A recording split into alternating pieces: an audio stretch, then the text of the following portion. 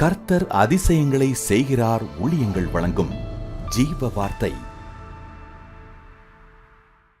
இந்த நாளிலும் கர்த்தருடைய ஊழியக்காரன் இயேசுவின் நாமத்தில் உங்களை வாழ்த்துகிறேன்.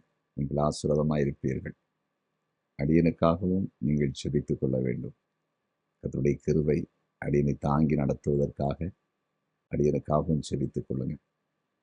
பிறந்த நாளை இன்றைக்கு காண்கிறீர்களா? உங்களை வாழ்த்துகிறேன். திருமண நாளை காண்கிற அன்பு குடும்பத்தினருக்காக இயேசப்பாவுக்கு நன்றி செலுத்துகிறேன். உங்களை வாழ்த்துகிறேன். கர்த்தர் உங்களை ஆசீர்வதிப்பார். இந்த நாளில் ஒரு அற்புதம் உங்களுக்கு நடக்கும்.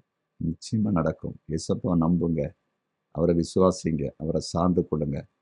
வாக்குத்தத்தங்களையும் கேளுங்க, ஆலோசனைகளை கேளுங்க. தகப்பன் தன் பிள்ளைகளுக்கு சொல்ல போல புத்தி சின்னத்தை சொல்வார், அதையும் கேளுங்க. பெரிய காரியம் நடக்கும். சோர்ந்து போகாதீங்க. இந்த ஜீவார்த்தைக்கான வசனத்தை கேட்போமா? 1 நாளாகமும் 16வது அதிகாரம் 21வது வசனம்.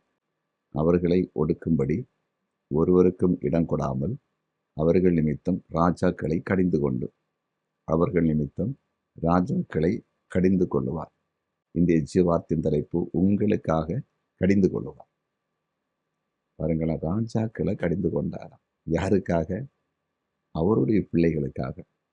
பெரிய ஆளுநர் ஆண்டவர் பார்க்கறது இல்லை. கடிந்து கொள்ளுதல்னா என்னது? இதை செய்யாத, ஏன் இப்படி பண்றேன்னு கேட்கிறாராம்.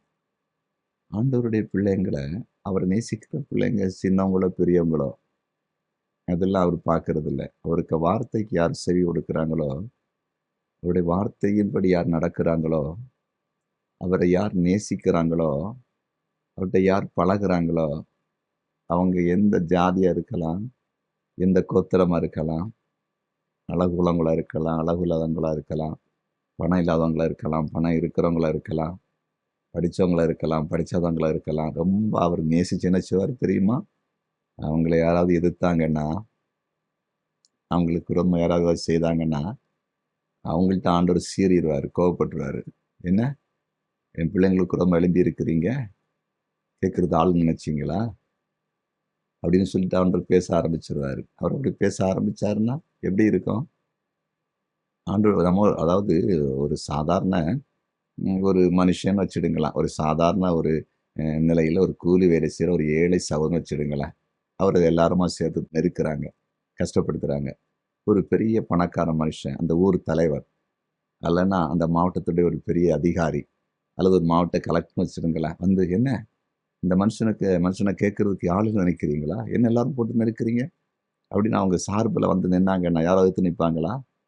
உலகத்தில் கூட இப்படி ஒரு காரியம் நடக்குதுன்னா, நம்முடைய பரம தகப்பன் நம்மை உண்டாக்குனவர் யாரு? பயப்படாதீங்க. உங்களை யார் இப்போ நெருக்கிட்டு இருக்கிறாங்களோ, ஒடுக்குறாங்களோ, கஷ்டப்படுத்துகிறாங்களோ, இயேசப்பா அவங்கள்ட்ட கடிந்து கொள்வார். ஒழுங்கா இருந்தா இரு, இல்லைன்னா அவ்வளோதான், நான் அவங்களுக்காக சார்பில் வந்திருக்கிறேன் அப்படின்னு சொல்லி ஆண்டவர் பேச போகிறாரு. அவரோட பேசினார்னா எதிர்ப்பாங்களா? கம்மன் ஆயிடுவாங்க. அதிசயம் நடக்க போகுது. அதை ராஜாக்களை கடிந்து கொள்வாரா? ராஜாக்கள்னா பெரிய ஆட்கள். அவருக்கு முன்னால் அங்கே என்ன பெரிய ஆட்கள்? பயப்படாதீங்க. ஜெபம் பண்ணுவோமா? ஜெபிப்போம். நன்றி ஆண்டவரே, கடிந்து கொள்ளுகிறவர். இதோ உம்முடைய பிள்ளைகள் யாரெல்லாம் போராட்டத்தில் நெருக்கத்தில் இருக்கிறாங்களோ, மனுஷர்களால் நெருக்கப்பட்டு இருக்கிறாங்களோ, இப்போது கணக்கி பார்த்து உடைய பிள்ளைகளை நெருக்குகிற ஒடுக்குகிற ஜனங்களை நீர் கடிந்து கொள்ளுவீரா. உடைய கரம் செயலாற்றட்டும். இந்த துக்கம் சந்தோஷமாய் மாறட்டும். வியாதிப்பட்டவர்கள் இப்பொழுது சுகமாக்கப்படட்டும். பெரிய பெரிய காரியத்தை செய்யுங்க. இந்த நாளில் ஒரு அற்புதம் எல்லாருக்கும் நடக்கட்டும். நீர் அப்படி செய்து வெட்டி நன்றி. இயேசுவின் நாமத்தில் பிதாவே, ஆமென்.